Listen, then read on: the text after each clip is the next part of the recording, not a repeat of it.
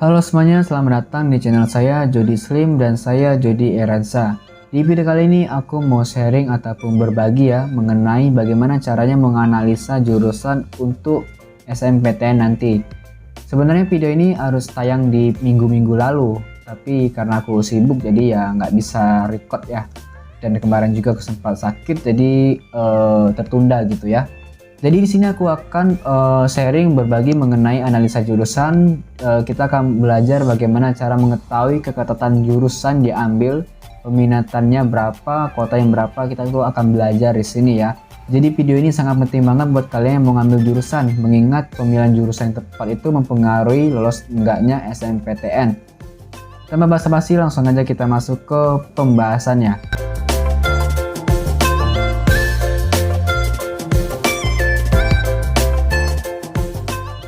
Baik, langkah pertama yang harus kalian lakukan yakni kalian buka Google. Kalian bisa pakai laptop ataupun pakai HP, terserah kalian. Di sini aku pakai laptop aja ya supaya lebih mudah. Lalu kalian buka Chrome dan searching di Google yakni SIDATA LTMPT. Nah, SIDATA LTMPT. Lalu kalian enter.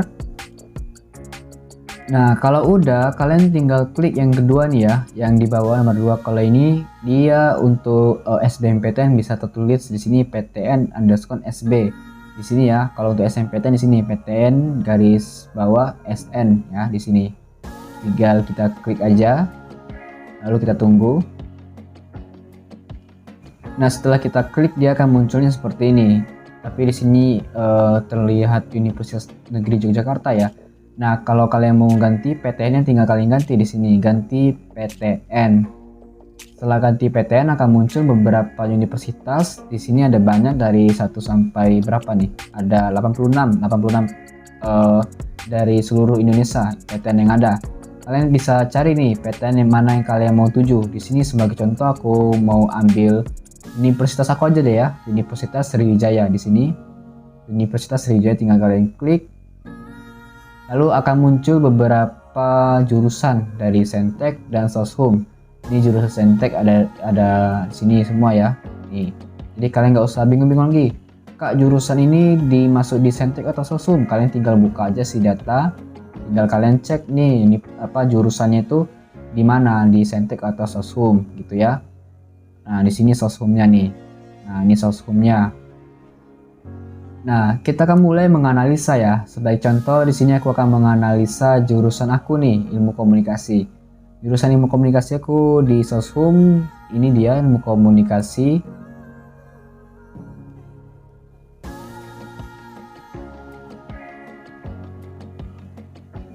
Nah, di sini ada informasi umum nih, informasi umum kode, nama, jenjang, jenis, daya tampung, jenis portofolio. Jenis portofolio tidak ada ya. Terus untuk daya tampungnya tahun 2022 ini SNMPTN Ilmu Komunikasi Unsri menerima 60. Jadi dari semua pendaftar yang mau ke Unsri Ilmu Komunikasi yang terima hanya 60 orang. Lalu siapa saja yang bisa ikut atau bisa milih jurusan Ilmu Komunikasi di sini tersedia ya. Aku anak IPA, mau ngambil jurusan Ilmu Komunikasi, boleh apa enggak? Boleh. Ini ada SMA IPA, silakan ya. Atau kalian anak SMK Tata Busana mau ngambil Ilmu Komunikasi, silakan, bisa di sini Tata Busana bisa ya. Jadi kalian bisa baca-baca aja di sini, rajin-rajin aja. Lalu di bawahnya ada sebaran data. Nah, sebaran data inilah yang harus kita gunakan sebagai analisa keketatan jurusan. Kalian bisa lihat nih ya, ada jumlah peminat, daya tampung dan persentasenya nih. Nah, kalau aku cara menganalisanya gini.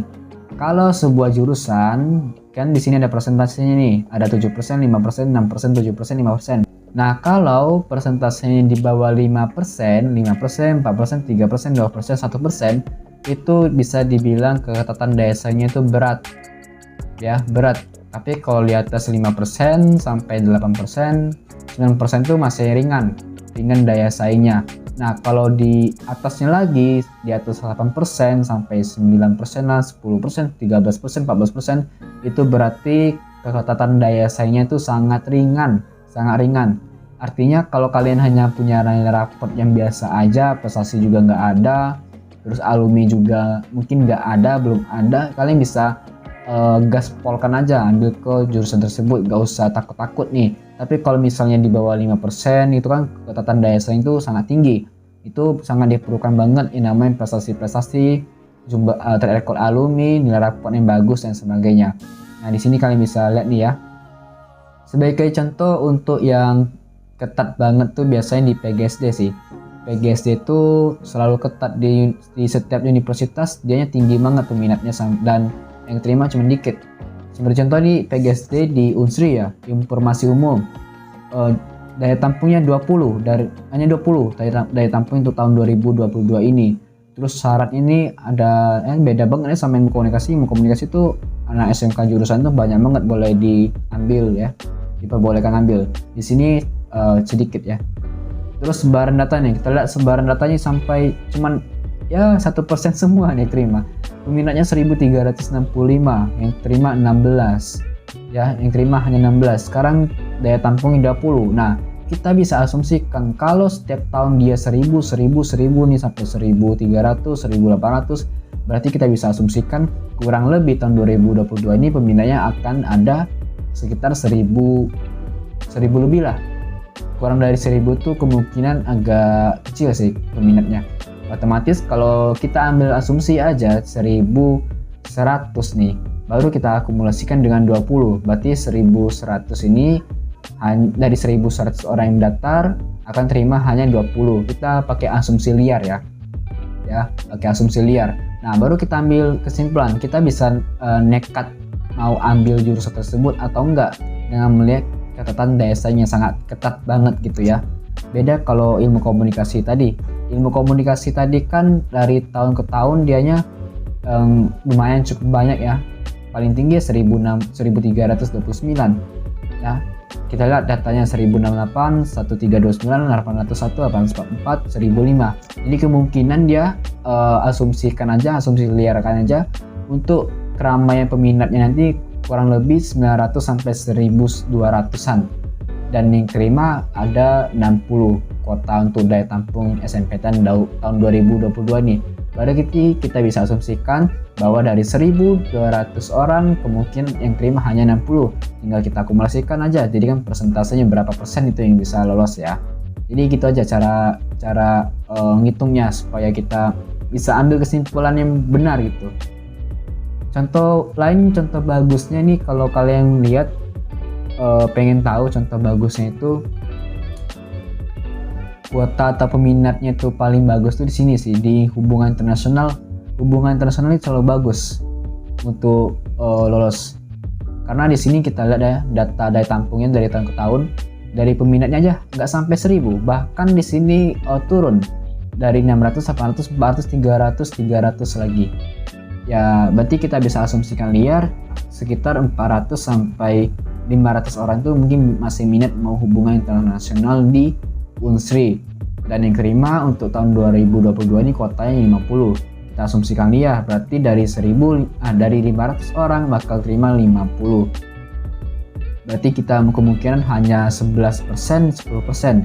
10% kita lihat akumulasikan, 10% tuh masih dibilang daya saingnya ringan ya. Kalau misalnya PGSD tadi kan kita asumsi liar kan, kemungkinan peminatnya tahun ini ada 1200 nih, 1200. Terus kita daya tampungnya 20, kita akumulasikan 1200 yang terima hanya 20, berarti berapa persen? Kemungkinan hanya terima 1,4% lah mungkin ya terimanya.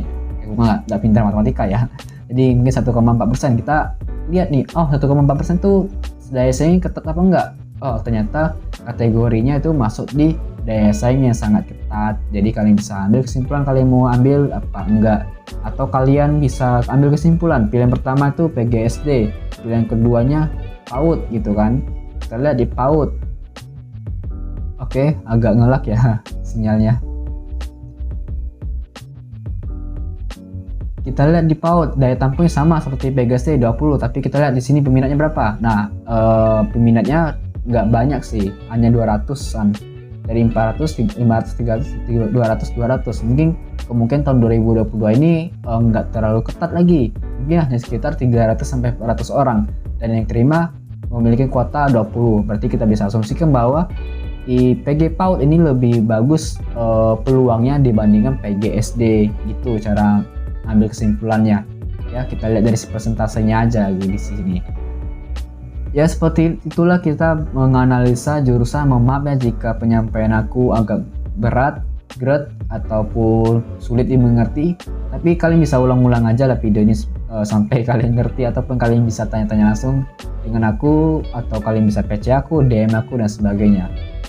Oke, semoga video ini bisa bermanfaat buat kalian, dan semoga kalian bisa lolos SNMPTN tahun 2022 ini. Ingat, jangan lupa belajar SBMPTN. SNMPTN itu ya jangan terlalu jadikan nomor 1 ya, karena tahu sendiri ya, banyak yang lebih gagal daripada yang diterima. Saya Jody Rensa. Jangan lupa kalau kalian suka videonya tinggal di like saja, subscribe channelnya, share juga pada teman-teman kalian, siapa tahu video ini berguna untuk teman kalian. Saya Jody Rensa, pamit undur diri dan sampai jumpa.